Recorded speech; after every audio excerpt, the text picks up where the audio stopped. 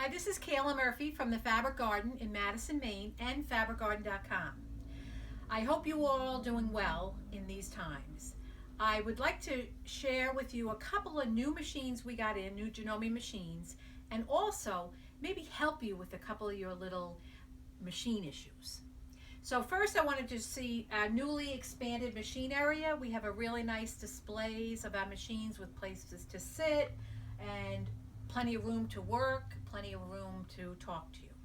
So give me a minute and I'll show you a couple of new machines. You might have noticed if you're looking for a sewing machine, there's not a lot around. A lot of people are sewing and quilting during these times. I'd like to share with you two new model sewing machines that we have in stock that just came in. They're nice mechanical machines, nice beginner machines, good for your grandchildren, and very reasonably priced. So these will be on the website. It's model 5812 and My Style 100.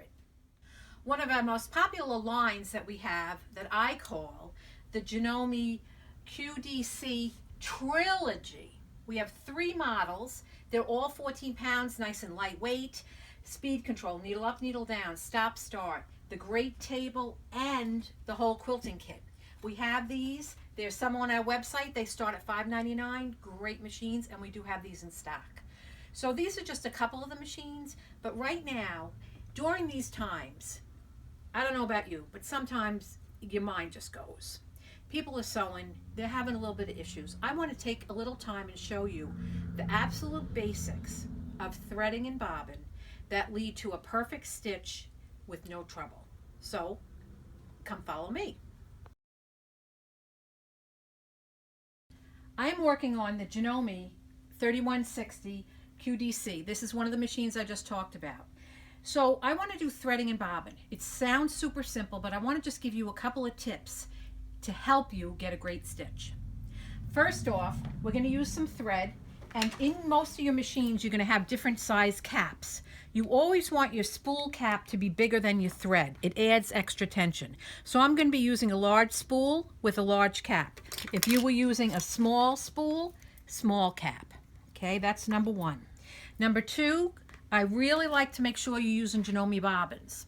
Some other brands or other styles look very similar, but the height might be different. So Janome bobbin is another thing we'd like to do. I'm going to ask you to treat your machine to something special. How about a new needle? How about a needle before it breaks? This is something, I'm being sarcastic here, but, every now and then change your needle, get a good stitch. I prefer and really like the Janome purple tip needles. They're very sharp, good piercing for everyday sewing, especially thicker fabrics. So I'm going to I already put that needle in right there. So let's get going. I want to do a bobbin first, and as I said, I'm using the Janome bobbins. I'm going to take my thread on my spool cap and put your cap on tight. I don't want this wobbly. I want this on tight. To do a bobbin, we're going to come around the bobbin screw, and what I do is floss it.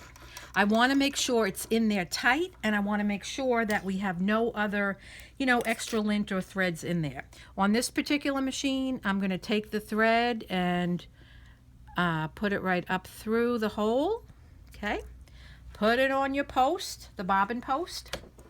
Hold your thread, push it over. You don't have to do the clutch, you see bobbin. A very important thing on doing a bobbin is make your speed on high. When you make your speed on high, it's going to be able to pack that bobbin nice and tight, cut your tail thread, and wind. Nice even, because you've put it in the screw, and you're winding up a good bobbin on high. I'm just going to do a little bit because we're going to go into threading. So I'm using my stop start feature instead of my foot control, so I can sew and work my machine with my stop start feature. All right, now threading. We've probably all threaded machines a million times. There's going to be two things I want to really make sure to stress if I can. The first thing is your press-a-foot. Always make sure you thread the machine with the press-a-foot up. There's usually inlaid tensions that are opened now, so your thread will be caught nicely. So foot up. I'm going to take my thread again off the bottom. You're going to follow, I'm in number 1, I'm going around number 2, what I call down the alley and up. Second most important thing, before I go into the take-up lever, I want to make sure that thread is caught in my tension area. I take my hand and I hold my thread and I tug. I know now I'm caught in there. With my hand on my thread, now I can easily loop down my next area. We have 2 thread catches. I'm going from right to left, left to right. Now, most of the nice Janomes have good needle threaders. Right now, my foot is up. We have no tension. Nice and easy, easy. Not that I want you to do that. To do the needle threaders, you want to put the foot down. I'm going to cut off my excess thread. This is a spring-loaded needle threader. I just pull it down. It's locked with a little hook into the eye of the needle. I'm going to take my thread, place it around the hook. I can't see what's happening here, but I can feel. I want to take my thread and just gently feel the needle and come up. It's hooked there. Now I want to just bring my lever up and look what happened. There's your loop. You're threaded. Okay? Easy. Now I'm going to lift up my foot. I want to do my bobbin. I have a bobbin in there, but I'm going to put the one that I just wound up in there. This is your latch. Just take off your cover. Janome bobbins. Now, this black thing in here, you have your bobbin, you know about that. This black thing in here is called the bobbin case or bobbin holder. I take my finger and hold that and pull out the bobbin. What happens is I'm not popping that bobbin case out. It's keeping it stable. To do a bobbin and put a bobbin in, one thing I always think of is the letter P. So you have the P like that. I'm going to drop the bobbin in and let it flow. Just move it a little bit. See it coming right out there? And if you look at your bobbin holder, it shows exactly where that thread is coming out. I'm sorry, the bobbin cover. Next thing, we want tension on this bobbin. Hold your bobbin in place. Take your thread and wrap it to the left. Now I'm going to stop talking for a minute because you're going to hear a click. You want to hear that.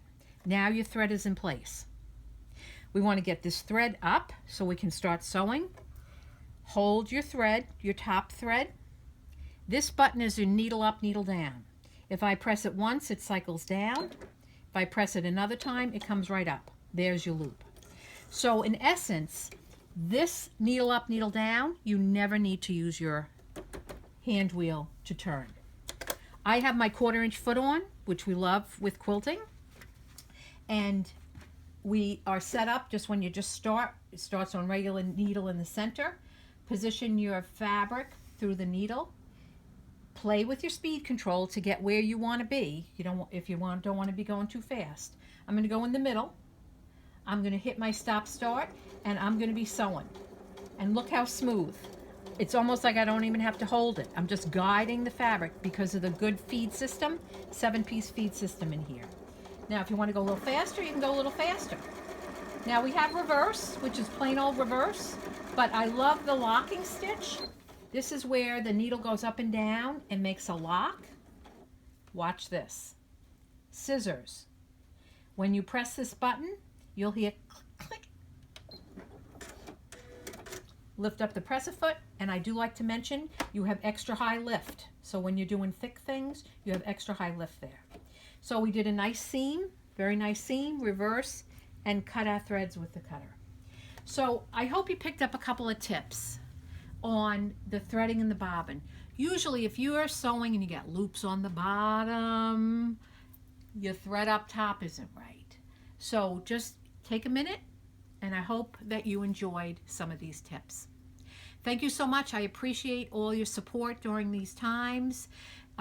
We're all going to get through this, enjoying our sewing and our quilting. Thank you so much. Visit us on fabricgarden.com.